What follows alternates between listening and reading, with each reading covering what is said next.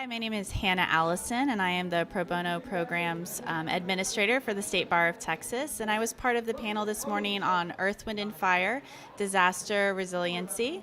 And part of that session, we spoke about some of the hurdles that you have after the disaster hits, whether it be human crisis or natural disaster, and how you overcome those. And one of the things that I did through my project, Texas Legal Answers, was I was able to utilize the Supreme Court of Texas's order that allowed out-of-state attorneys to help with pro bono with disaster relief. So that's something that I spoke about and acknowledged to those in the room that this is was a benefit for my project in particular, being that it's an online-based project. So anyone that was out of state that was comfortable with giving legal advice only, that was the perfect fit for them.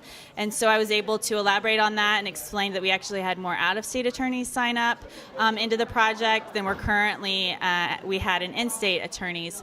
So to see that on both sides of the coin as far as involvement, and then also utilizing that partnership with the court, them allowing us to have the out-of-state attorneys be involved in that those disaster relief efforts, was really different than some of the other projects that we talked about on that panel, including SALA, San Antonio Young Lawyers Association's projects, or the projects with the human crisis through the Dallas Hispanic Bar Association.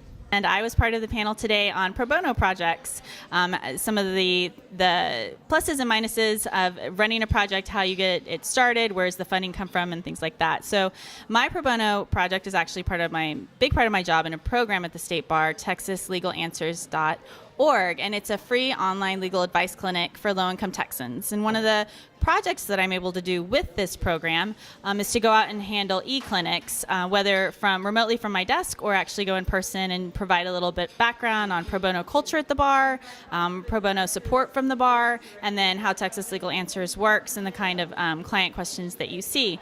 So something that I was able to speak about with my project was about it being that it's mobile. So I've done clinics from my desk with the TOJI project at the State Bar of Texas. They're about to do one this week, actually, on the 24th, and that's something that I'm not going to need to be in person for because they already know how the project works.